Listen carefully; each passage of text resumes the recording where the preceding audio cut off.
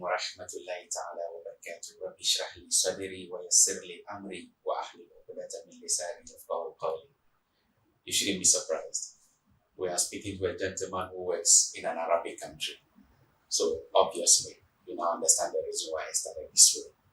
We've been bringing you exclusive interviews, but today's is exceptional. We are speaking to a gentleman who is overly celebrated as a Ghanaian coach. He's seen it all as a player, playing for Ghana at the African Cup of Nations, and has been at the helm of affairs as a coach on several occasions at the same tournament.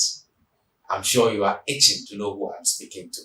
Stay connected. We are back shortly, and I introduce to you my guest.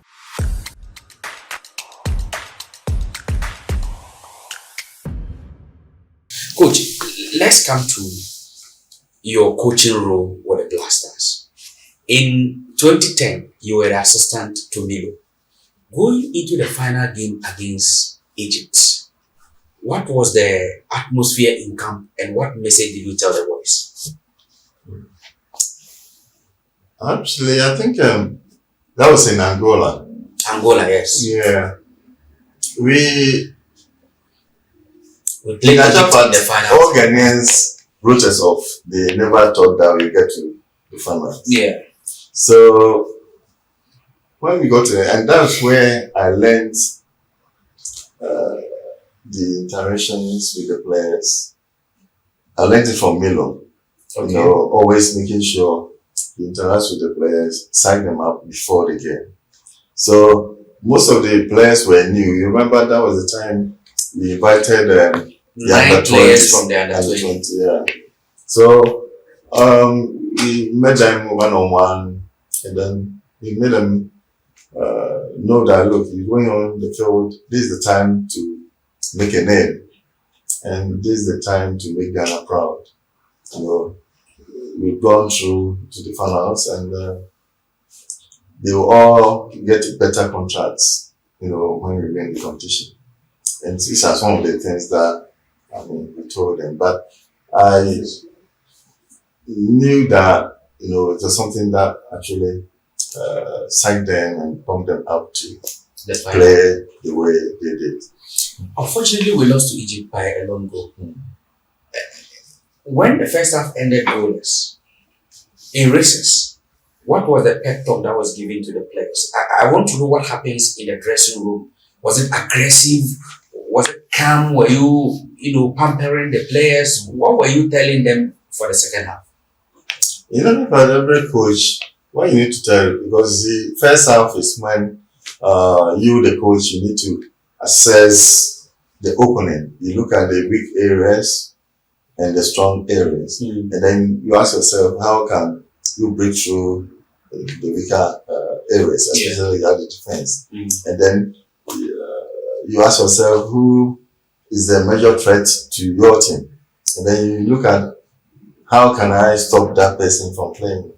So these are one of the petty things that you need to address the team in the second half, because by the second half you should have known the team. Exactly. You know, so giving information as to how to play them the second half shouldn't be a big problem.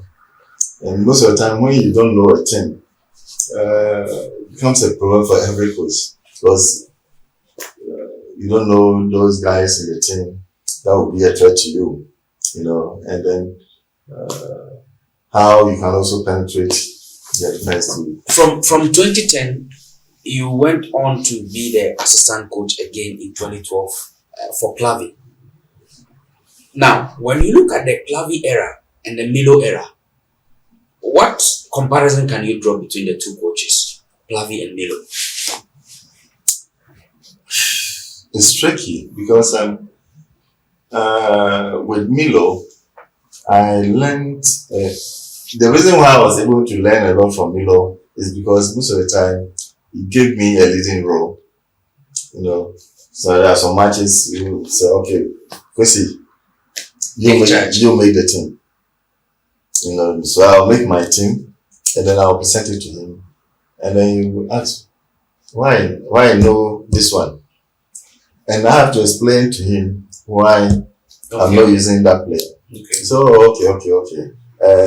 This play, second half, if no good, we play this one. Okay. You know. So, most of the time... I'm just trying to speak the way he used to speak.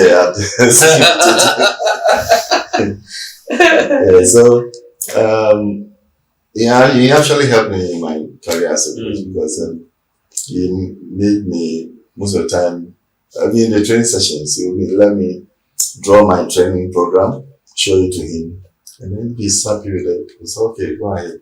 In 2010, we got to the finals. In 2012, we got to the semi-finals. We couldn't get to the finals, and we were kicked out of the semi-finals by Zambia. After the tournament, a whole lot of reactions from Ghanaians, and Flavis wrote a very long statement to the FA in which he indicated that there were players in camp who were doing juju. You know, that is how he described it. You are a Ghanaian, you have a Ghanaian background, and you understand the players more than him. Was it true that some players in camp were doing juju, and how were they doing that? This question is a bit tricky, but when it comes to things of spiritual, things that are spiritual or has got to do with spiritual things, it's difficult for me as a layman to comment that much on it. Yeah. Because I quite remember Pulabi had a meeting with all the players that what was the cause of the defeat, and this is where I think these issues came up. Okay. But you see, when you commenting on spiritual issues, you should have proofs. So if you cannot prove on spiritual aspect, then it's difficult to talk about it. So for me, I thought it wasn't something that you should have commented. But have you personally encountered such an experience before as a coach where you think players in camp, do a lot of things? Spiritual things is about belief. What do I believe? What does he believe? And what do you believe? So once you believe in it, I don't need to condemn you or talk about it. I just will have to encourage you. Whatever you're doing, that will make you play, or whatever you're doing, that will make you work harder for the team. At the end of the day, what do I need? I need the players to work harder for me. So whatever you think you believe in, I just need to encourage you. Just believe, but do my work for me on the pitch. Then in 2013, when Plavi left, the team was given to you eventually, and I think that was the first time you became the head coach in 2013. You eventually guided the team to the World Cup, and before you come to the World Cup, you took the team to the AFCON again in South Africa, where we lost the semi-finals on penalties to Burkina Faso. How would you describe that game? Burkina has been a threat to Ghana for some time now. So I knew it was gonna be a very tough game. Even during the game, they had a red card. Yes. And we were playing with time and Jonathan Petroy. Yeah, but it's unfortunate. You see, when a game goes to penalties, then you should know anything can happen. But during the game itself, if you are not able to win, then it comes down to facing the consequences of having to play penalties. And as I said earlier, penalties, even you're playing with kids and they know how to take the kick, automatically they might get you out of no matter your players or the way you played. In 2014, you guided the Black Stars to the World Cup, and that remains historic in the history of Ghana football as the only indigenous manager to take the team to the World Cup. Is that your biggest achievement in the history of coaching the Black Stars? Oh, well, I think, automatically, World Cup is the highest stage in our football. So if you are a coach and you are able to take your country to the World Cup, automatically it will be my biggest achievement. And it's not just playing with a smaller team. This is a big team like Egypt, and we're able to take them out and to qualify to the World Cup. I think it's one. And I see at that time, I think the third The African third coach, manager. African, Yes. who's taking his country to the World Cup. So I was actually proud to be at that level, because going to the World Cup is not that easy. And it was my first time also to coach the national team. You don't just come handle the national team and then the following year You qualify you take them to the World Cup. So it was something that I think by God's grace I was able to achieve. But at the World Cup, things turned around in a way that no Ghanaian expected. Before we come to the unexpected, which brought us back home, what were your hopes ahead of the World Cup with the team that you had, that you took to the World Cup? Were you targeting qualifying from the group stage and making it bigger when you had Portugal, Germany, and then USA in the same group with Ghana? I think the same question was asked before I went to the World Cup. And I told them, look, football is coming of age, and there's no way you can underrate anything. And for me, once I'm taking part in the World Cup, my aim is to win the World Cup. It's not just to participate. Okay. I can't understand why anybody would go for a competition and say, oh, I'm going for this competition, I want to be the last thing. No. Go for a competition with the sense that, You want to bring the camp back home. So I went out there with that ambition.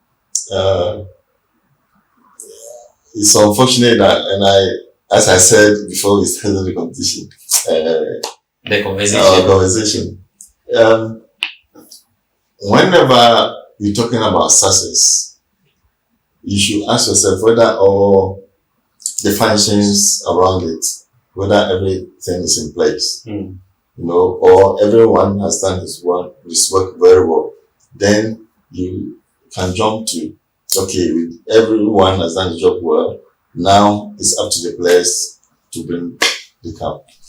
Now, Coach, tell us, at the World Cup, we had so many things happen in camp that led to some players being sacked, others, going home. That brought about a whole lot of issues. What really happened? I think what actually happened was, they were supposed to give the players some money. Yeah. And that money, even 2010, 2012. Oh, no, Milo's time. Milo was 2010. Yeah. And then I was 2012. And then even 2016. The one in Germany is 2016. 206, yeah. All these times, the players were giving the money before the competition. So it was unfortunate that our money couldn't be ready, for the competition. So the players were agitated that, look, we promised to give us the money in Holland. We did not get it. We promised to give us in US. We did not get it. Now we are in Brazil, and still. So the players were like, we are not kids. So it's better to tell us the truth than lie today or tomorrow. And that actually created the whole incidences. And the spirit in camp was really, really down. Okay. You know, because some of them had been to 2006, 2010, and then they had in 2014 squad, and they know what happens. Yes. You know, so if 2014 you're not doing what is supposed to be done, then automatically they'll be agitated, and once that happens, then because I remember got to a stage again before Portugal. There was one day they decided, no, we're not training. Wow. You know, and you can't blame them because from the start I had been able to convince them to play, forget the money, let's look at the game, let's look at Ghanaians watching. So you finish the US game, nothing happened, finish the German game, and they realized nothing was happening, so you said, no, I'm not going for training anymore. Captain President Boateng, in a recent interview in the UK, said that his colleagues stabbed him in the back because he was fighting for them because of the money that was not coming. By the end of the day, they all dejected him and he became the victim. Was it true he was fighting for the players, or he was being, disrespectful as reports indicated? It's not about he fighting for the players, because I believe that the players were fighting as a unit. There was no one single person coming out showing that he's the one fighting for. But his issue was personal, Okay, with you? Yeah, and it's just about being disrespectful, and at the same time, I was not looking at that, because for me, players can behave sometimes in a certain way, and it's up to you, the coach, to manage the situation. So even when it happened, I left it for 2 days, thinking that, okay, he'll come back to himself and then come and apologize. But he decided to carry on with his life, and the management were all there. So they actually called a meeting. I didn't call the meeting. We are told from the reports that he attacked you verbally by saying certain words to you that were unprintable. How true was that? No, this is what I'm trying to say. You see, when you're a manager, there are some things that might happen on and off the pitch, but it's how you handle it. But you need to give the player the opportunity, to come back to himself. You don't just take action, he's done this, so you should handle it. No. But I gave him the opportunity, but he was adamant. His mindset was not to come back. Apologize. I said, okay. The reason why I insisted on what the management thought, or the decision that the management took, is because you're dealing with a core of players, and they also were there when the incidents happened. So if you don't take any action, what are you telling the other players? Automatically, they will also behave maybe worse than. And then once that happens, then you, the coach, you lose track of handling the players. So, as I said, his issue was based on if he had come to say, okay, coach, what happened, I'm sorry, which is normal, because many of the players had done worse things than what he did, and they all came back and said, oh, coach, we are sorry. And I said, okay, fine. But if you don't, then I cannot let the young, especially there were young guys in the team at that time.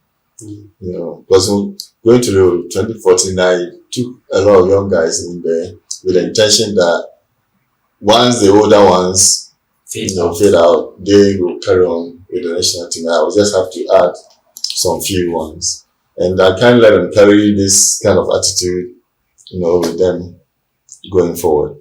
So, after 2014, you left the scene. You went to Sudan to work with El Marik at the point. Was it El Marik or Khartoum? No, El Khartoum. El Khartoum. You know, for a certain point. Then you came back to Ghana in 2017 to take over the Black Stars. You started building a very fantastic team. But ahead of the AFCON, you brought back some of the old guys that people felt should have left the scene into the team. What informed that decision? Because you had players like the late Rafael Jamina, this left-footed player that you mentioned his name, Thomas Japon, and a couple of other young players in the team who were playing so well. But getting to the tournament, some of the old guys, Asamoah Gyan, and the rest came back into the team. What informed that decision? Well, I mean, if you're going for any competition, it's better you get one or two experienced guys who've been there before. You know, if they are fit to play, fine. If they are not fit to play, what impact can they? You ask yourself, what impact can they have on the younger ones who are coming up? You know, so sometimes I took some decisions that I thought, you know, these guys will be with me at the same time. They are players. You know, make sure whatever I need, they will relay it to the players and make sure the players are able to perform the way I want. And when you have the experience, but the good thing is they also help you, the coach, in relaying a lot of messages to because the young ones knows that they'll be there, and whatever they tell them, they feel it more than even you, the coach, relaying the message. Okay. But there was a very big decision that you took, taking the captain's armband from Asamoah Gyan and giving it to Andre, and still keeping Gyan in the team. Now, what informed the decision to change the captain's armband and then give it to Andre? No, I think Andre had been the assistant captain. Yes. For I think, is it 7 years or some time? Yeah. You know, since Gyan took over the captaincy, he's been the assistant. And then I had then. And you gave Gyan the captain, right? Yeah, I took in 2013. John Mensah and gave it to Gyan. Okay. And I actually, when I took the captaincy from Gyan to Dete, you know, I thought that, look, Gyan, the reason why I actually took Gyan to the competition is because Gyan had helped the nation for a period of time. Yeah. And I said, look, Gyan, if you are not injured, no matter what, I'll take you to the competition. For the fact that you've done a lot for the country. You know, and I want you to finish on that note. Because if you look at the games that he had played from January to May, you know, it was 4 matches. Yeah. And all the 4 matches, it was like 15, 20 minutes, you know. But as I told him, look, once you're not injured, if you are injured, I will not take you. But once you're not injured, I'll take you. But I knew that, you know, his performance cannot go to the level that I want. Okay. You know, because modern football is not about name. It's about what can you do on the pitch. Yeah. You know, and his strength was not that high, you know, compared to his years back. You know, so in actual fact, that was the main reason why I thought, okay, looking at the games that you played, and I personally don't believe in the aspect that I'm captain, but I will be on the bench because a captain's major role is to advise or encourage players on the pitch. Okay. When the coach is not on, because the coach is not on the pitch, the coach is just standing out there, and if there's noise around, no matter how loud the coach shouts, the voice will not even reach the closest player. Exactly. So it's the captain who controls every player on the pitch. He says, "Oh, coach said we should do this. Coach said we should do this." Or if there's a message, he is in the best position to carry it for the players and encourage them to play the way the coach wants. So I thought, okay, if your fitness level is not that high, I would love to see you in the game. And I made the same comment during the World Cup some time ago, and people mistook my words. Yes.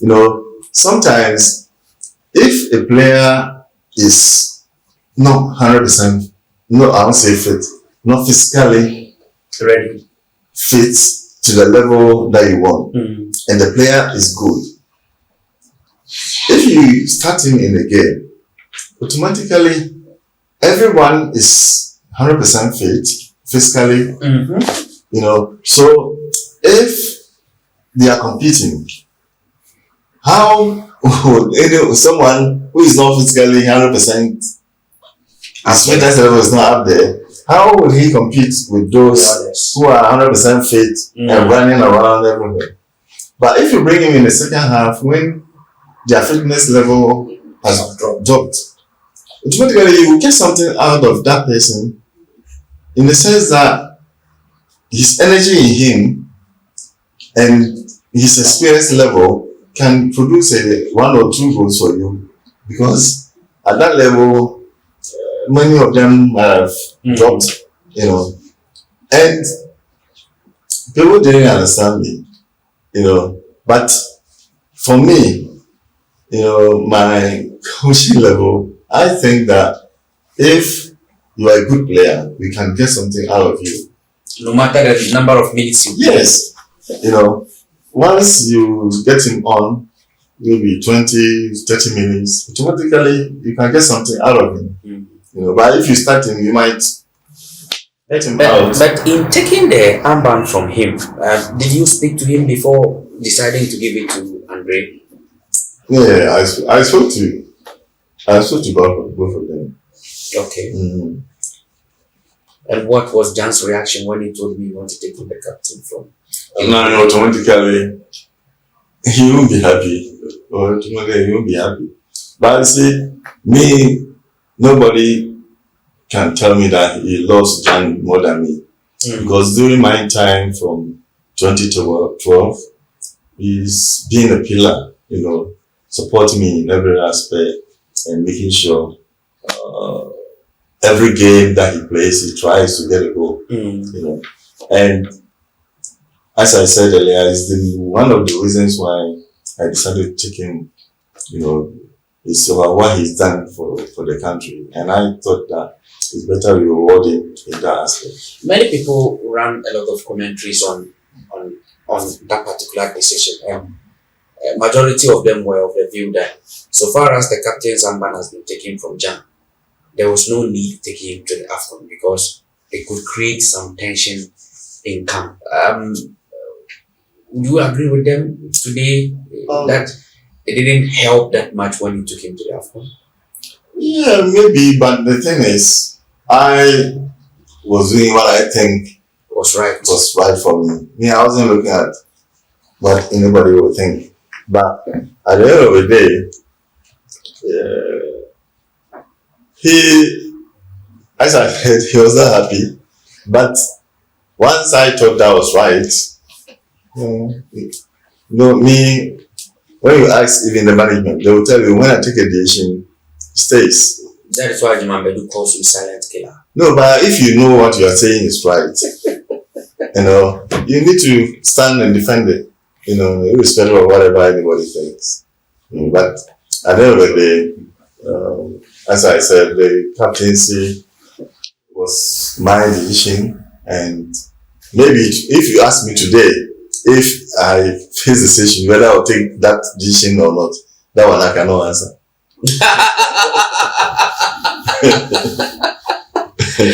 Well, if you are just connecting, this is CNN TV and you are speaking to former Ghana coach Kwasi Appiah, former Ghana captain, and currently the head coach of the Sudanese national